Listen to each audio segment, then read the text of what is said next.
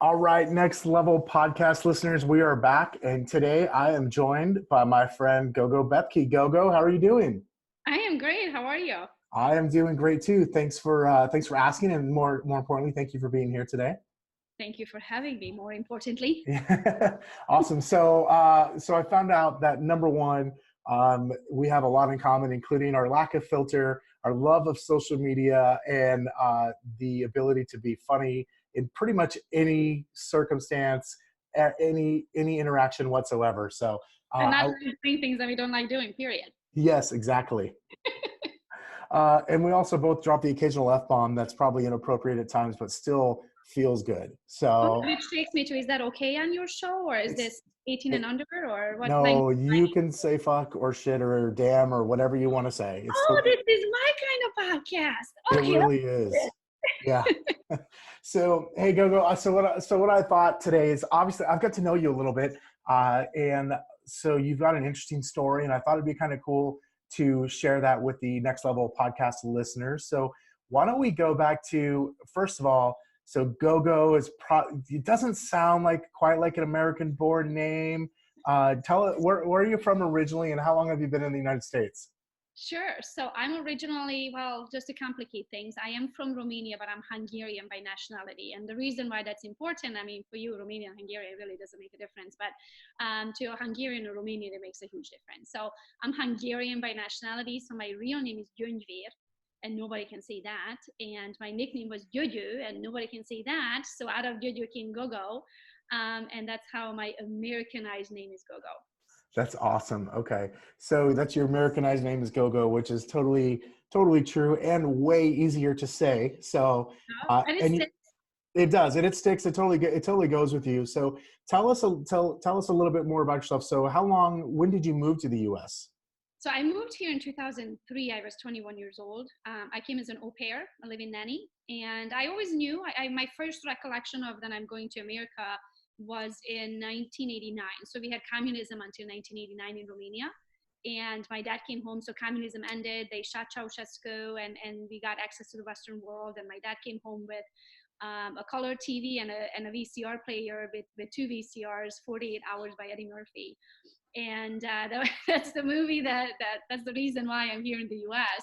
I remember watching that movie and I just thought, wherever that man is from, like, I thought he was so freaking funny, and I just wanted to go wherever that man is at. So that's my 8-year-old little mind remembering I'm going to America, but didn't know that was America. I just knew I'm going wherever that man is at. And so that's my first recollection. And then you know how you put it out to the universe, and then however many years goes by. So I was 8 at the time I came here, 21, so 13 years go by. And next thing you know, I'm on a train going to Budapest, Hungary, and from there to the US, and I came as an au pair. So Wow. yeah. Okay. So when did you make the transition to real estate? How long have you been in real estate now? This is my ninth. So it's going to be my ninth anniversary in May. Ninth anniversary in May. Okay. So that'd be 2020. So you started 2011. What was it so obviously the au pair thing maybe worked out for you for a little while, but then you realized, hey, I want to do something a little bit more. What was it about real estate that grabbed your attention? Yeah, so a few years went by in between. So I've been in the country now for, 2019, 18 years, I guess. Wow. Yeah. A lot of years, only 8 of it I was a realtor. So for 10 years, I did a little bit everything. I was a waitress, I was a stay-at-home mom, I was a data entry in a warehouse, I was a secretary, I worked in a jewelry store. Like I pretty much, it was getting to real estate, it was more like a process of elimination, what I don't want to be. Oh, that's so good. I think anybody who has a real estate license can kind of relate to that on a certain level, because most of the times it's at least a second or third career, not always. And Yeah. it's a process of elimination, or I just realized I couldn't work for somebody else because I'm just terrible at Yeah. being a team, taking direction or whatever the case may be. So Well, process of that's one elimination. question we didn't cover. Are you on time or are you late usually? I'm actually always on time. How about you? Thank you. We don't have that in common. So, Okay, so the other reason why I had to be a realtor or not work for somebody else is because I am famous for never being on time. Like I cannot. I'm always 15 minutes late. And so yeah, with that, I would be probably fired week 1 from a that's realtor. so funny. It definitely, not that this podcast is about me, but I'm the guy who I would rather be 15 minutes early than even 1 minute late. And I don't know why, because I'm Did you? never really upset if someone else is late. I just felt, I've always felt like this overwhelming need to like, I have to be there.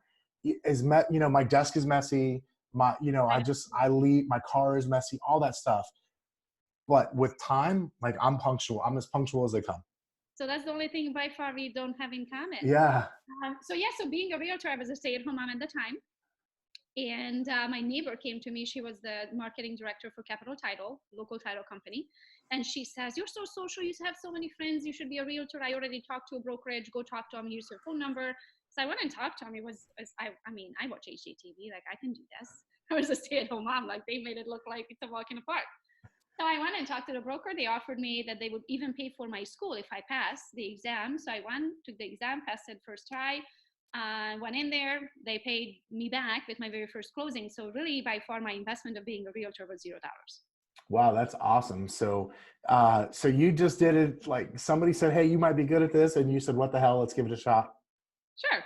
That's kind of what it sounds. And then you just went and so let me ask you. So you just made it sound like it was very like matter of fact, but you just went and closed your first deal. No big deal. Mm-hmm. I know for most of the industry, it doesn't happen that easily. Was it easy? Did you find it easy from the get-go? Was it a struggle to get started? When I say it's a walk in a park, I mean like Jurassic Park. You know, it's not, it's nothing about real estate is a walk in the park. So, you have the idea by watching HGTV. I mean, where else would have I got market research, but from HGTV and watching those shows. So I went in there with the idea of like, this is truly just going to be just as simple as you watch the shows. Like the clients just show up and they all sweet and you're going to be best friends and going to close on, they know exactly what house they want and they are pre-qualified and all that. And when you get into reality, you realize, hold on a minute. First of all, where do those clients come from? Like they don't just show up with the cameraman, you know what I mean? Like it doesn't work like that. So first I went into, but I get very, like when I get excited about something, like I will get to the end of YouTube and the end of Google and I will stop everybody and ask them a million questions. Like I am not afraid of asking people questions. So I went into the office and at the time I was probably about 30 years younger than the average agent in the office that I was working in for 6.5 years.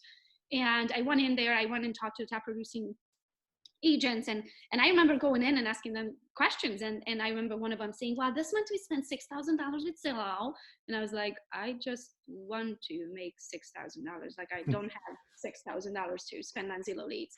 And then I went into the other lady's office and I asked them, she's like, "Well, we cold call, so every day we get here at 9, we cold call until 11:30. That gives us about 250 calls and 20 of them going to answer and we're going to get appointments with 7 and then we end up getting under contract with 2." And I was like, 250 calls, like I have an accent, like I'm gonna sound like the dude from India, like that is not cool. Nobody's gonna want to buy something with me. I'm in Pinckney, Michigan. Like diversity rate here is less than 1%. So I'm like, that's not an option for me unless I figure out how to lose my accent, which is still here, so it's not going anywhere.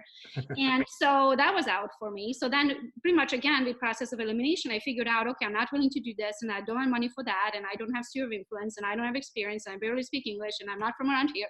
Like I could go through the list of things that I didn't have going for me.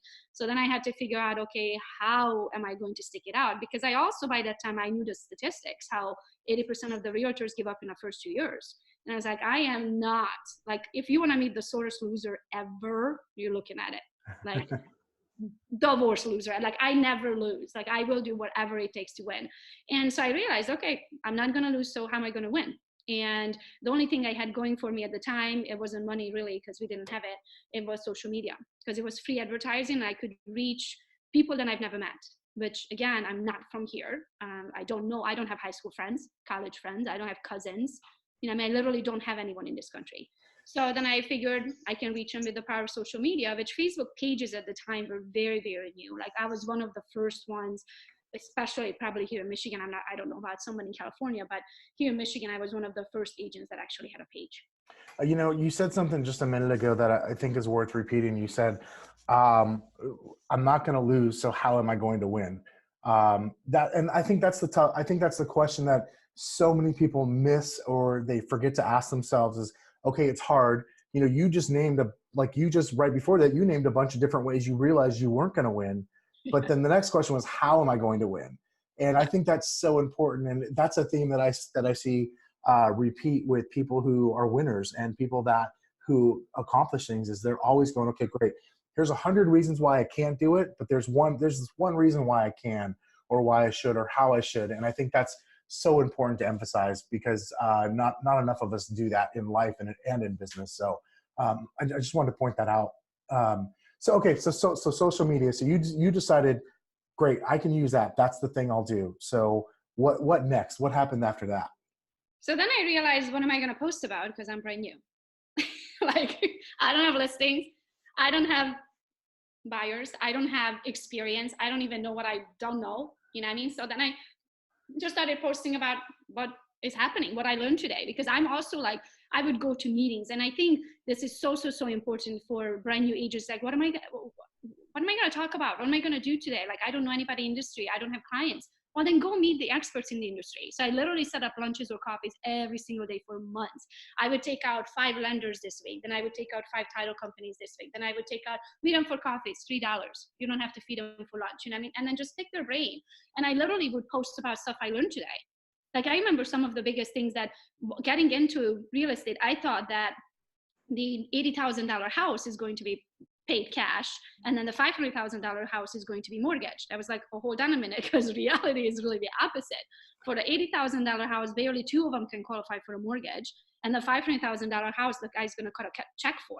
And I was like, oh, okay, this is what I learned today. You know, I mean, like, I didn't even know that above a certain dollar value, you can get a typical mortgage, like you cut off. Like things like that when I got into the industry that you don't know, and then you start sharing. And by sharing the knowledge automatically makes you an expert. So the more I showed them my hustle, and the more I showed them what I learned today, the more they realized, hold on a minute, she's in the industry. And that's the other thing. Like, when you get into something new, even though you got going, you're going to be a realtor, your friends know you just got a freaking license. Yep. Ink on your license hasn't dried yet, and now you're hitting them up for the largest investment of their lifetime to try to represent them. So it's understandable that they don't want to do that. But by showing your hustle and showing that even 2-3 years later, you're still in it and you're still hustling, then by that time you earned their business, because they were the ones that knew you in the first place. And then strangers, they don't know you brand new, so what do they care? So the strangers are going to take you to the point where your friends and family finally going to start to use you. But I think by posting all that stuff, it shows you that you're in it, you're not giving up, and it shows your hustle and your work ethic, and you just earn that following by clients and then other realtors too.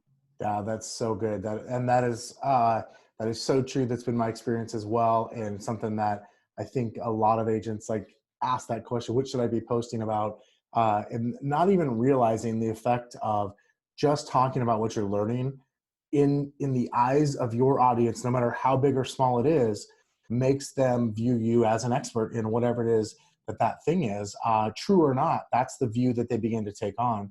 And I think that's the power of social media, which I know we're going to talk about a little bit more, because you've started to really use that. So tell me, okay, so you realize, hey, I'm going to go in with social media, and then like what happened? So tell me about like the progression of that. Did your career sort of take off once you started just focusing on social media? Was there other like bigger problems that you ran into, or like tell me about that process? So it was, I always had it very good. So I don't have horror stories with social media. You know, of course, everybody that decides to do it, there's a few things that you have to always keep in top of your mind. Safety first. You know, Yep. you don't meet strangers 8 o'clock at night in a, vacant lot that has a barn on it and it's dark outside. Like, you don't do that. I don't care how big of a rush they are in, or they only have 5 minutes in town and they're driving through and they must see this house. Meet them there, you meet them in the office to take a copy of their license. If they're not willing to give their license, then they can find another realtor. You know what I mean? So safety always first. And then second, I wanted to, with social media. So then I forgot my thought of a train. I was taking you there somewhere. Yeah, so I was asking about like, okay, so you realize, hey, social media is going to be the way I kind of make my way, and you started posting about all the things you were learning because you were taking these people to lunch or to coffee and learning, and so people started to trust you. Then did you realize like, hey, I'm having some success here because of what I'm posting on social media immediately, and start to double down on that, or what did that look like in that kind of that early part of your career? Yeah, so I never actually run ads, so I can't double down unless I start posting twice a day with the doubling down. But yeah, you realize, I mean, especially when it's a page, you realize then what you're posting, it gives you insights. And then you start saying, oh, twice the amount of people commented or liked this, what I posted. So I need to post more of that. And then you start seeing they asking you questions and then you respond, which when they ask you a question, that makes you what? An expert. And then Yeah. when you respond, and then soon they start reaching out. It's like, oh, I think we're thinking about having a baby. And I think in 4 months, when I'm like halfway through my pregnancy, we would want to move, and, things like that. And then I started an Excel sheet and started keeping track of people and putting people in my calendar as reminders. So originally it was an Excel sheet of how I kept track of people. And then you graduate into a CRM program. And now I have 2 CRM programs, and I use them for different reasons, because then you start lead generating in different ways. So everything that you learn, I mean, it wasn't an overnight process, and it was definitely a lot of like try and error in there. But most of my business is sphere of influence or social media, and I don't run ads. So all that is as organic as can be. If you see me run ads, it's for GoGo's Bootcamp. I don't really run ads for GoGo's Real Estate. If I ever have, I mean, I think 2 years ago, I checked my ad account and I spent like $800 all year round. And that was like, throwing $20 at a boost and things like that. But usually I do not run ads. So all of my sales are organic. That's awesome. So tell me about, your sales business. You mentioned GoGo's Bootcamp, which I want to talk about as well, because I think that's cool that you're actually teaching people how to do something that you've done. Part of my biggest gripe in our industry is there's people teaching people to do something that they have actually never done themselves. So like they'll teach agents how to use social media to sell real estate, but they don't have a real estate license. And that always, quite frankly, bugs the hell out of me. And Or so they have like 700 followers. And I'm like, I have that. yeah, it's like, I'm well, not I don't need you for private. that. Yeah. Yeah. No, I definitely, I like the ones that I do purchase classes from. I'm the same way. It's like, I want you to walk the walk and talk the talk, not just, don't teach me a concept of, how it needs to be done if you haven't done it yourself. Yeah, I'm a big believer in, it's not that I won't listen to somebody who hasn't done something, as long as they're very clear that they're talking about a concept and not from a place of being an expert and somebody who has the experience when they don't really have it. To me, that's not okay. And there's too much of that in our industry. So that's one of the things I appreciate about you. So you still have your real estate business, and then tell me about this. So you've transitioned in, you mentioned GoGo's Bootcamp. So that's like is that social media boot camp for, hey, I'm an agent and I want to build my business the way you built your business? Yes. So I got to a point. So let me take you kind of through the transition. So I started the Facebook page, and that was between like me and clients, kind of local. Okay. And then you get to a point in your career when you kind of need to bitch. And I'm so happy I can say this word on this one, because I can never really truly replace it and say how I really feel. So I got to a point in my career when, when the walk in the park with the clients became Jurassic Park, and I just needed to like kind of bitch about a little bit, what it really takes to be a realtor and everything that you go through and how you save a deal, and how some people are just flat out mean and they would, put a knife in your back if they could. And the other thing, it's like you have to have thick skin in real estate. Like everybody tells you that, but you don't know until you're like elbow deep in it of like how thick it needs to be. Like I could, there are some stories out there. I'm like, I don't know how I survived it. And so I decided, I'm like, okay, I need to like I need to like release all this like thing that's inside of me, this rage. So just put it out, let somebody else have it and deal with it, so I don't blow up, where I don't like just flat out leave the industry one day. And so I decided I'm going to start an Instagram page, named it the same thing, but I somehow, and I don't know why, God usually has plans before you understand what those plans are. I started talking the good, bad, and the ugly side of real estate. So I started having realtors that followed me.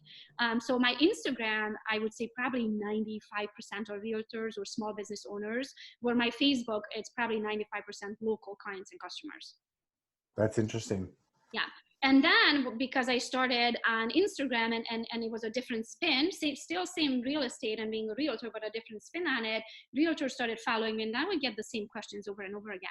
How did you generate all these transactions? How did you generate all these followers? How do you get it all organically? How do you do it without spending a penny? How do you? And I love what I get to do. And truly, if I could just teach realtors how to be the best realtors they can be for the least amount of time, that's how I know I made it. That's how I would feel like I'm not working, I'm doing what I get to do, what I love doing. And so I would having the same conversation 10, 20, 50 times a day. And finally it occurred to me, I'm like, why don't I just videotape myself and send them to the video to watch it, so I'm not repeating myself? Because then you start losing your marbles. Like, did I already tell you that? Or was that the guy like 2 phone calls ago? You know what I mean? I was like, I can't keep doing this.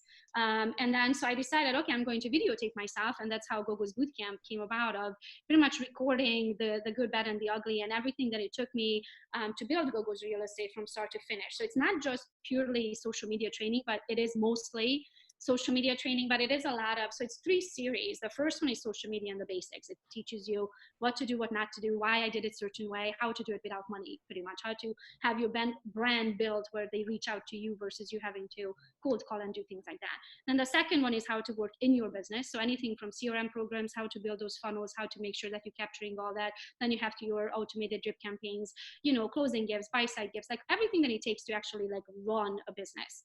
And then the last series is how to work on your business, because eventually your goal is to have a business that runs without you. It Yeah. lead generates without you, closes without you, you make commission without actually showing up and physically being the one opening the doors. And so those are the 3 series. And we have a workshop in there that's Mark Z and myself, we did to our local agents here, that is video recorded. It's over 10 hours of training, literally any aspect of the real estate industry. The difference between the 2 of us is I do it without money, he does it with money. So it's kind of like a cool contrast between talking about the same open house, like how I do open houses versus how they do open houses. So the whole thing of how to run business with or without money, so it's kind of a cool training. And then now we are coming out with mindset, because you realize, I would say probably a good 80 to 90% of your success is in your head between your 2 ears. Yeah, And so much of it is up here. yeah. And so I have about 50 plus videos of all of the life lessons that I've learned and the lessons that I learned from that, the stories that happened and the lessons that I learned from that, hopefully to help other agents to come to the conclusions without having to go through that lesson. And then also 2.0 coming out now, because I created GoGo's Bootcamp probably over a year ago now. And Instagram changes their algorithm about, every 5 days. So Exactly. yeah, so we needed to like do a little bit of an update. I can never truly be up to date with Instagram because they are that fast, but just the gist of it. And it covers anything from like Google My Business and reviews and all that stuff that, are very, very important to run a business. And so that's pretty much is the boot camp. That's awesome. So what I love about there is that you threw in the piece for, Mark Z. And for those of you who don't know Mark Z, GoGo and I both know him because we're at the same brokerage and he's here with us as well. And he runs a really big business, right? And he has a big marketing budget, everything from billboards to TV, radio, et cetera. And whereas to you, you're going, hey, you're on the opposite end of that same spectrum of, I'm not spending any money. Like this is going to be organic. And there's a lot of people think they have to do it one way or the other. And the reality is you can actually do the same thing either way, with money or without money. Or It's a matter of meet each other halfway, have a good, solid, organic based followers and then throw some money at it sometimes. Yeah. I think a lot of people use the excuse of like, take Mark Z for an example of, well, he can do it because he spends a lot of money on advertising and that is such a cop out because the reality is you could just put time and effort into it. Or some sort of combination, like you said, of time, money, and effort into it to have like a hybrid there. So that's very cool that you did that in your business because I think that is something that a lot of folks miss. So that's really cool. And then, so your real estate business too. So you mentioned to me off air, hopefully it's okay that I bring this up, but you mentioned your husband is now selling real estate as well. And he's new. So he's new in the business. How has that process been for you to have, because like you started to really dominate in real estate and now along comes your husband, like how has that been? So I like, the reason why I love him is because he's a very solid of a human being. Like I'm no pushover, if you haven't noticed, even though I'm 5'2", but I have like a 6.7 personality, 6'7", you know what I mean? So it's like, it needs a man, like a solid man to be able to live with me and put up with me for years. And then imagine being in business with that. So that's what I love about him. He's going to hold his ground. He doesn't need me, doesn't need my name and brand. He's been in sales prior to this. So he's been corporate America, but sales. So he's fine with that. And he's his own agent. So he's not, he's not GoGo's real estate by any means. He has the Bethke group and that's his thing that he's building. And his first month he did 600,000 without my help. That's 3 transactions lower end. So now he's working on, upping his price range. But for a first monther, I think he's doing very, very well. So he's going to do just fine. And of course he has don't get me wrong, we work together, I mean, all day, every day. And he gets to ask me questions but he's not necessarily doing it my way. he does social media and he does very well with it. But he also is more social. Like if he could take clients fishing or hunting, he would rather do that. If he could show houses on his boat, he would rather do that. Gotcha. Okay. So That's very cool. outdoorsy clientele that, it's not my cup of tea. That's awesome. So with him coming in now into the real estate industry, now obviously you're going to run things you mentioned separately, like he's got the Bethke group and not GoGo's real estate. But you're starting to obviously put a lot of time into the boot camp. So how are you as someone who, number one, has a good solid real estate business, but also has this other thing over here, which you said earlier brings you a lot of joy to bring to realtors. How do you balance that? And what does that balance look like for you? Like how much time are you putting into, say, GoGo's boot camp and that content and that community versus like your actual real estate sales business these days? Yeah, so I did this year. I did just a little south of 6 million, I think, or low 6 million or high fives, I think. I did up my price range, so my average was in the low 400, so it was lesser transactions. But I still did, pretty good with everything else that's on my plate right now with the boot camp and then public speaking. I spoke in Vegas 4 times alone this year. Like those are trips that takes you at least 2-3 days out of town. And so I also have a local team. So we do that. So any time that I can't open doors, also my full-time assistant, Christy, or office manager, now she's licensed. So she can do that, all the door opening, where in the past she wasn't licensed. So she couldn't help me with inspections or door openings or negotiations or any of that, all that was on my plate. So now she can help me with all that. I'm still planning on working with the people that I personally know. And then everybody else that comes in, being a referral, we have 112 agents now. So the leads will go out to them, or if they're local, like very close to us and Dwayne knows them and stuff, then my husband's going to work on it. That's awesome. I love that. You're very clear on what that business looks like today and where it's going in the future. So, well, you kind of have to be, because you can't just like throw it and be like, oh, peace out. Like now I'm going here. Like, I mean, you can't necessarily just leave them high and dry. And it's not like I'm leaving real estate. I'm not. I truly enjoy working with people. The problem is though, when you sign a contract, you're signing it to represent their best interest. And if I happen to be out of town and the perfect property comes on the market, if you're on the buy side, I can't service you. So they have to be with the understanding that they might get me or they might get somebody from my team that's going to be opening doors, but I'll be here to market it, to negotiate it, to help them through the transaction. I might not be the one physically opening the doors because it's not their best interest. Same on the listing side. I'm always upfront with them. I'm not going to be the one holding it open over the weekend. We hold it open every weekend, Saturday, Sunday, but I'm not the one holding it open. That's awesome. So they know that upfront. What I bring to the table is my pitbull negotiation skills and my marketing skills, and that's what I'm best at, and that's where the best return on my time invested is at. And then everything else that it takes to sell a home, it's usually divided for other agents. Awesome. So what does 2020 hold for you? Like what are your big goals in 2020? What are you planning to make happen? Because I wouldn't even say I shouldn't even call them goals. I should just say, GoGo, what are you going to do in 2020? Because if there's anything I've learned about you so far is that you're actually just going to go do what it is that you want to do. Done. Yeah, I do believe that goals are important, and writing it down is very important. But even more important is letting the world know and the universe what you're going to do. So most of my posts are truly from the heart. And I literally just did one this morning talking about my 2020. So I'm going to read that to see all of the things that I came up with. Let's see.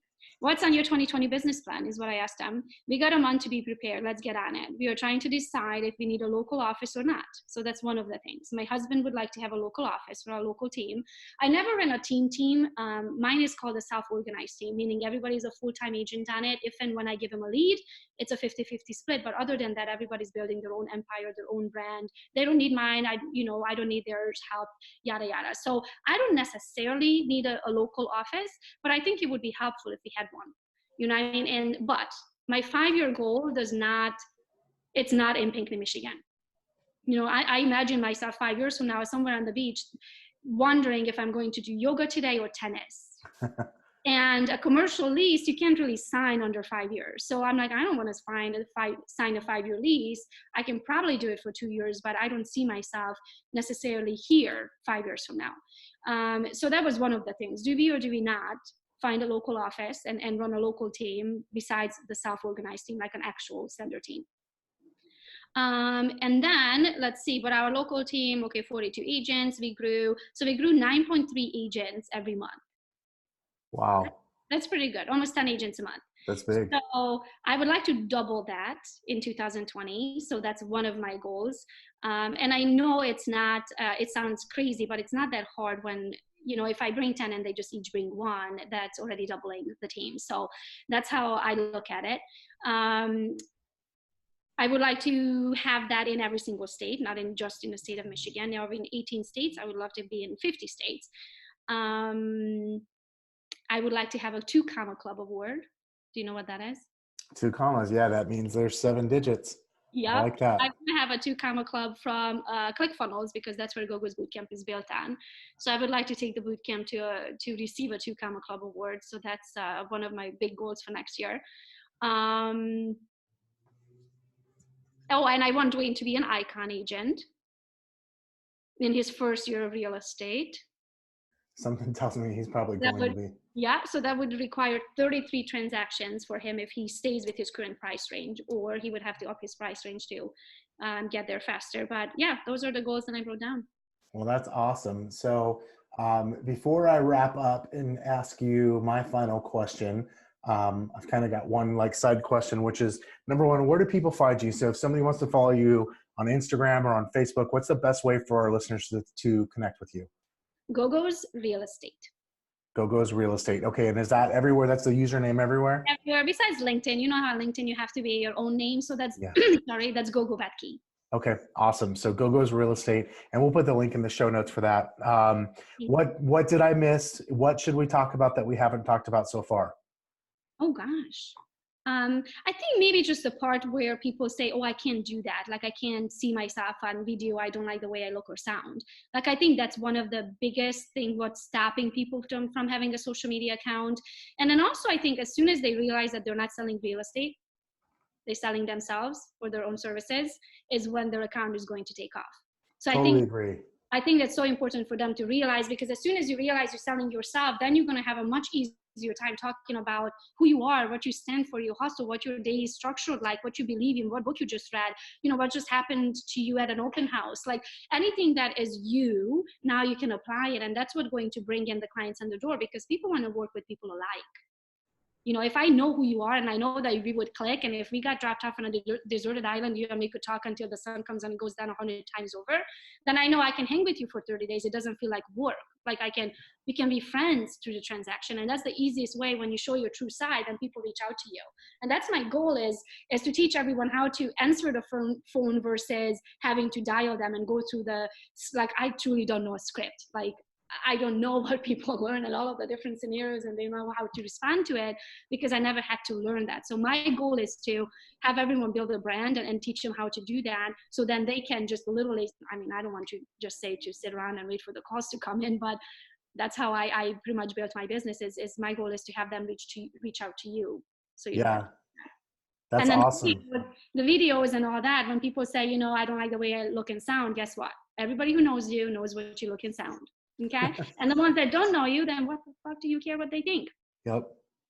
They don't know you. What do you care? Totally agree.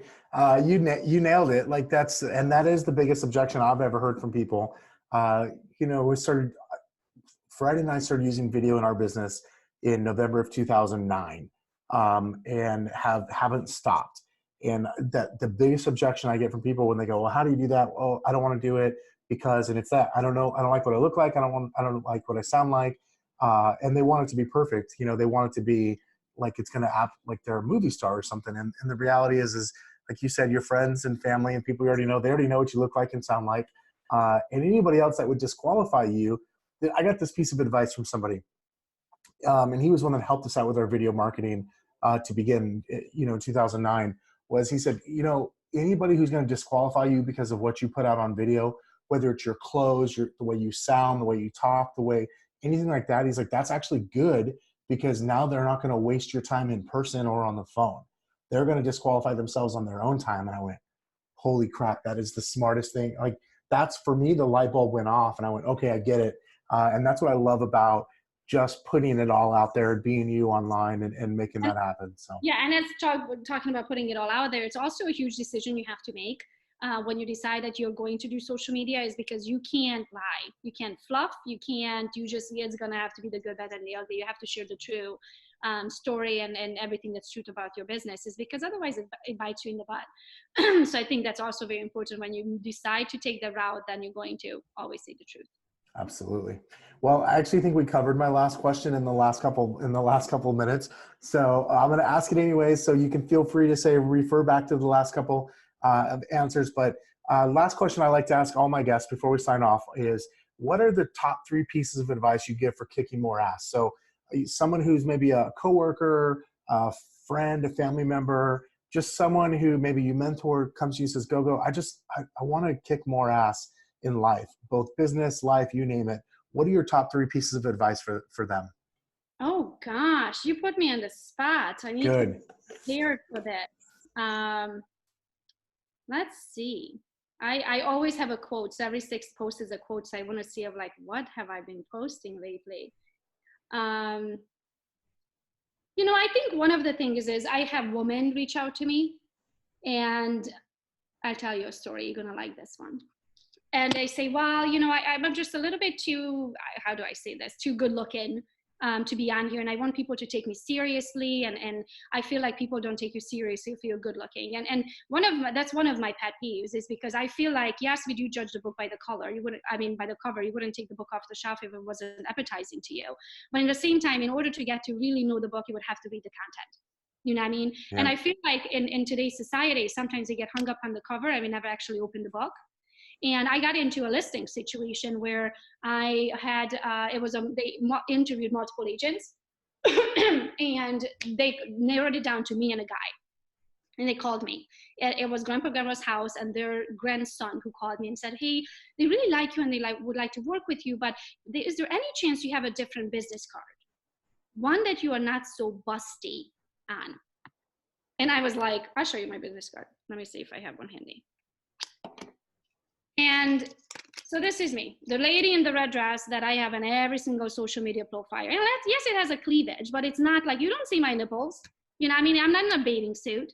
Like, it's a nice dress with just cleavage. And I was just so mad. And I thought about it for a quick second, and I was like, you know what?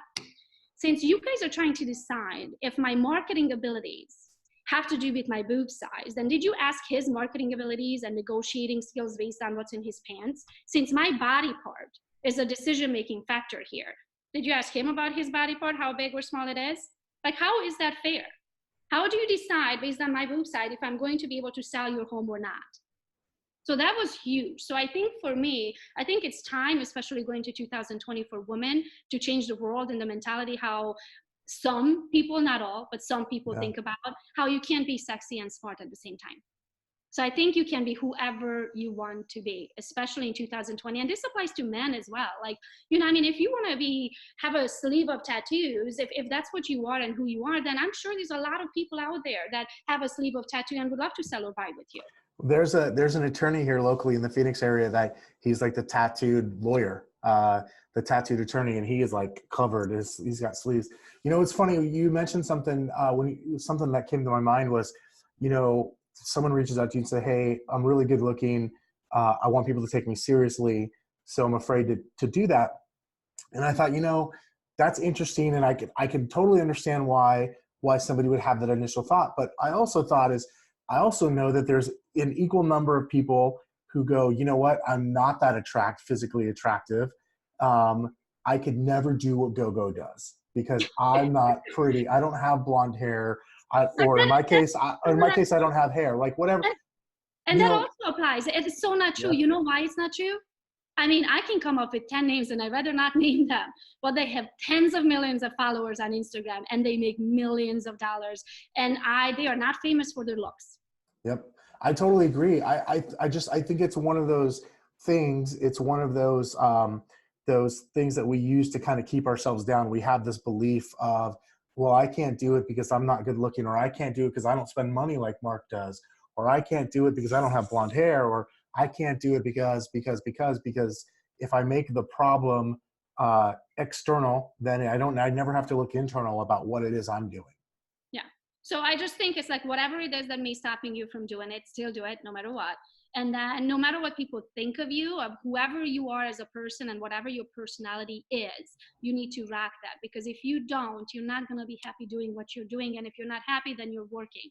And my goal is to not work a day and get paid. Like, don't get me wrong, you're never going to watch me pick my nose all day, because that's not what I do. But what I mean, I don't work, is that I get to do what I love, so it doesn't feel like work. Absolutely. Well, that is awesome. GoGo Bethke, thank you so much for being our guest today. Super excited, guys. Follow her on Instagram, find her everywhere you can, and learn from her. And what's the website for the boot camp? It's gogosbootcamp.com. That's easy enough to remember, gogosbootcamp.com. All right, guys. Well, Can I then, share another one that I think is very important? for sure. Can you read it? Rule number 1, fuck what they think. I love that. I absolutely love that. That's a great one. You For can't those of you, build it on anyone's opinion. One of my favorite thing was, if I can deposit your opinion in my bank account, then it doesn't matter. oh, I love that. As soon as I can deposit that, I start caring. That's a good one. I like it. I'm gonna write that one down as soon as we get off air. So awesome. GoGo. Sometimes the opinion about you, it will become a commission. So sometimes you kind of have to alter your personality to look and sound and feel like what would make them fluffy for 30 days. But other than that, if I can deposit it, it really doesn't matter. I totally agree.